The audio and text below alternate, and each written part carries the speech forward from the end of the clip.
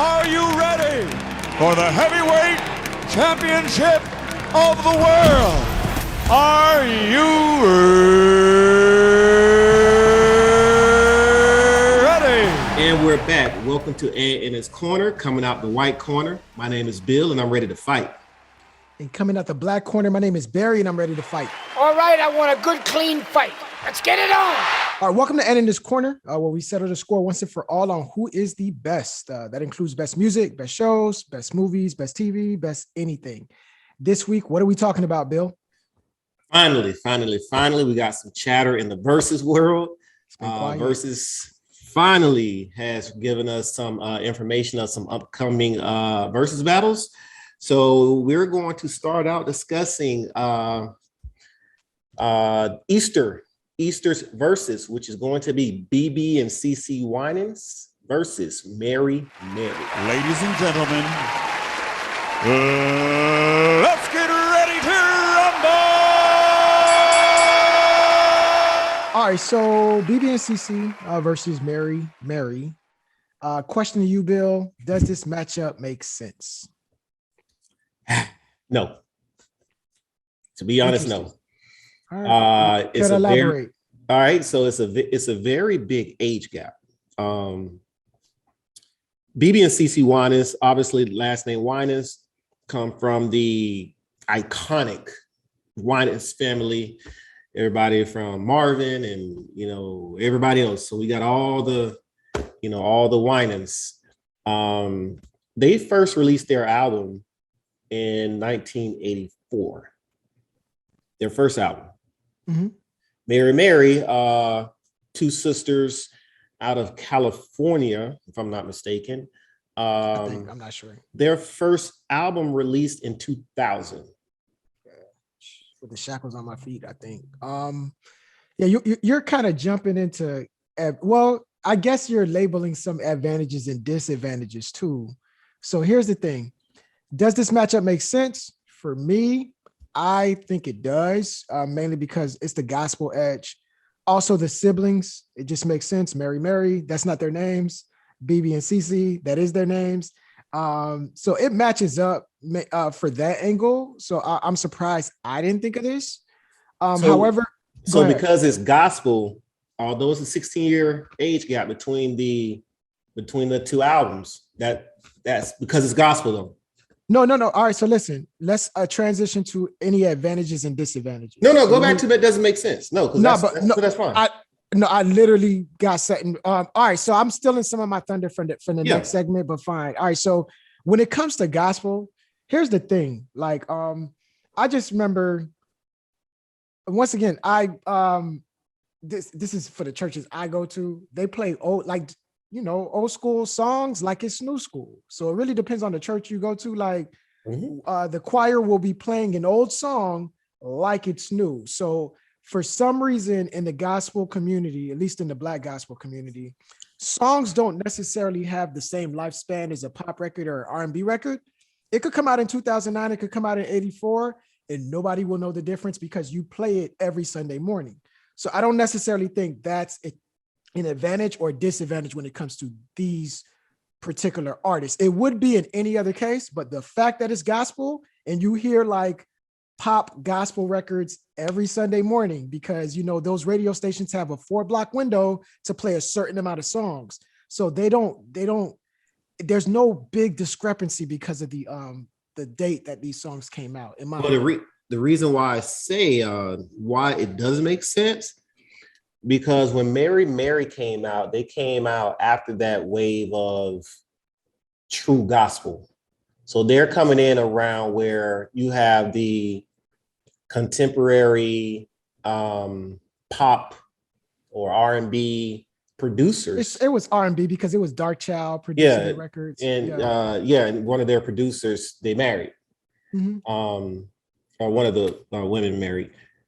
But if you're talking about a night from 1984, think about the sound of true gospel from 1994. And I can remember that because I was playing the drums back in church during that time. Compared to 2000, you've got two completely different sounds.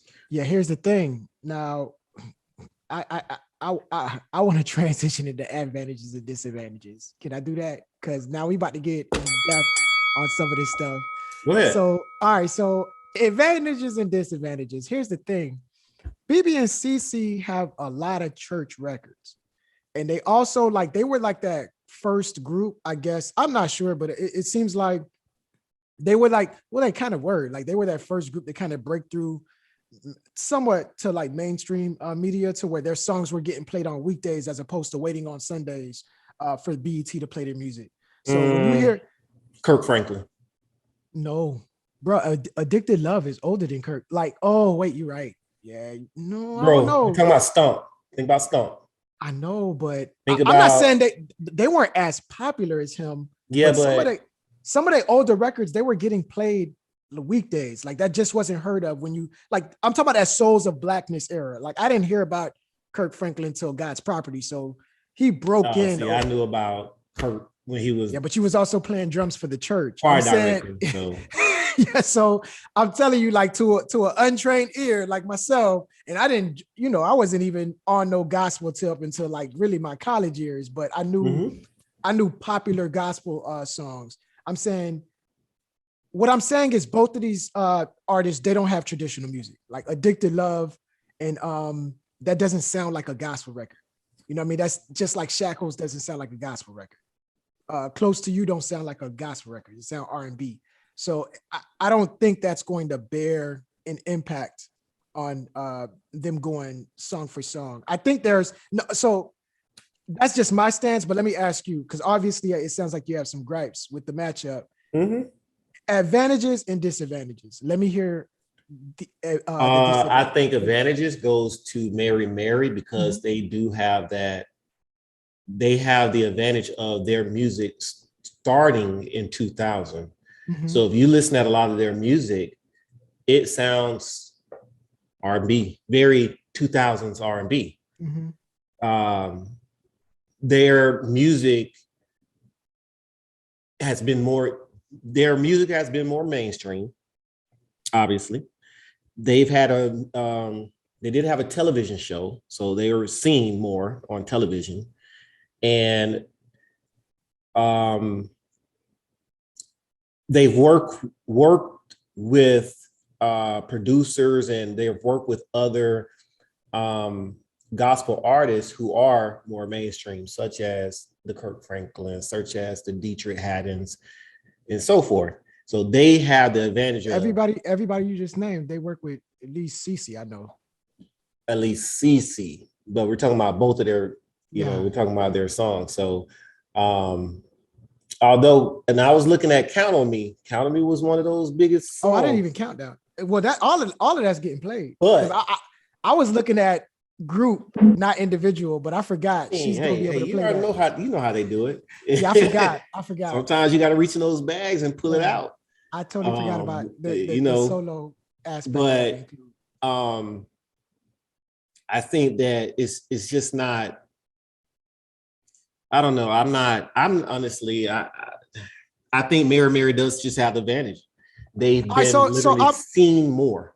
I was ready to disagree with you, but I'm talking out of two sides of my mouth right now, to where I'm kind of going to agree with you on one part.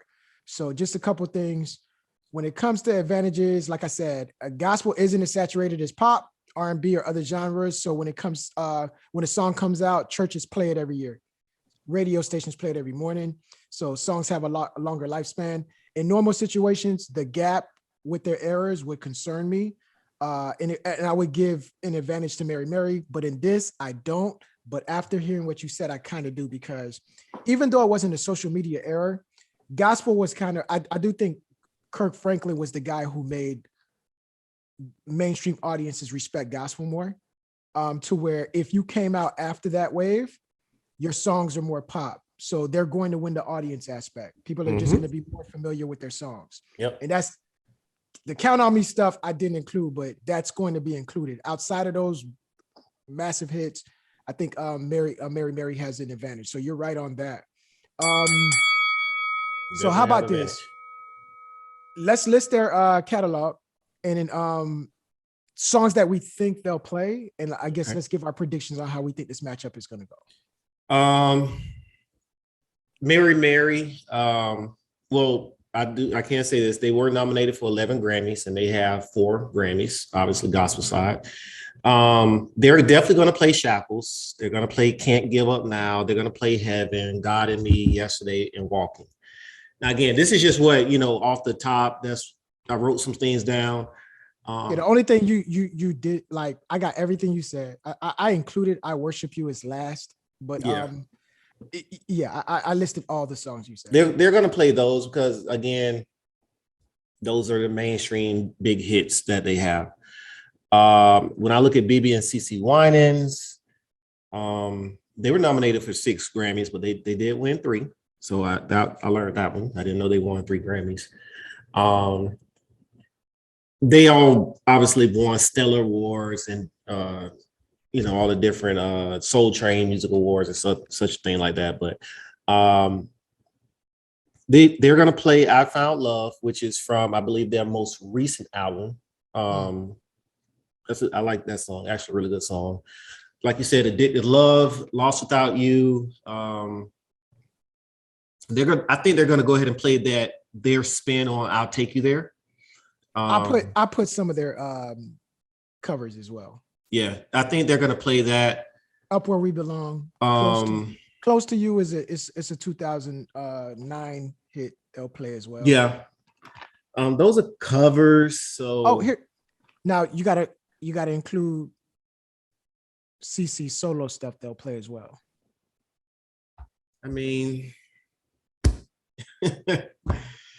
if this was Kirk Franklin, I'm running them all down. Fred Hammond, Hezekiah Walker, John P. Yeah, but Key. It's really you don't need you're running all them. of them. Yeah, you're running them. For her, I know she'll definitely play Count on Me. I think she'll play Great Is Your Mercy, which is it's a Donnie song, but she's featured in it, and it's like that whole compilation or whatever with all the gospel artists. They'll play Little Drummer Boy because I got kids and that's on VeggieTales. So it's kind of gotten a life of its own on YouTube. But outside of that, I like really, here's the one angle I give gospel artists more so than mainstream genres. They're going to be able to play album songs that aren't singles, and everybody in the audience, because of the audience that's there, they will know it. It may be a song I don't know, but it would be a huge group of people who know that song, because with gospel fans, they typically are more loyal to the artist, to where they listen to the beginning to end over and over. And then I mean, I think that's with anybody. I don't know about that. Like, I feel if I'm a major R&B person and I like I don't know, Whitney Houston, I'm gonna listen to all her music. I know, but you also would buy the album. I'm saying if I know the album, if I got the 8701 album, and I know Bill has the 8701 album, I could tell Bill some of the songs that nobody knows, like U-Turn. If I say that to a casual fan, they're not going to know. I'm saying everybody in that audience is going to be a Bill and a Barry that they bought these albums. But that's with any Verzuz. It's not always like that, bro. Yes, it is. I think there was a couple times when at the Music Soul Child performance, even Music Soul Child fans didn't know some of the songs he played. But you got to think about this though, bro. When you're talking about a fan of an artist, there's still going to be cuts they don't know, because you hear it and you just skip over it. Yeah, I don't think this is going to happen a lot. Well, never mind, because I'm gonna be watching it, and I'm not necessarily a loyal fan. You're right. Yeah. So if you are a major fan of that artist, you're gonna know their songs, the B-sides and everything else.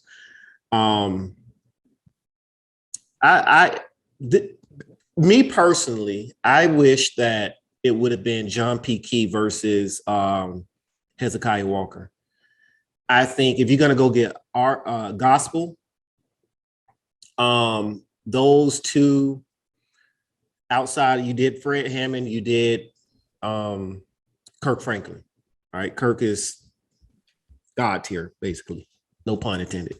But you go get the I wish they would have gotten, like I said, Hezekiah and John P. Key, because those are Mount Rushmore of the gospel artists, candidates. And to be fair, sometimes when it comes to verses, they don't always put the Mount Rushmores on the stage. So sticking with what we got, is there somebody else you would have seen matched up for BeBe and CeCe, and somebody else you would have felt matches up more with Mary Mary? For both, like, because that to me, I felt honestly, like I don't even know. Yeah, so this is, I don't know how they worked it out, but it seems like it would be nice if the first time they do gospel, it would have been nice if they came out the gate swinging. You know why?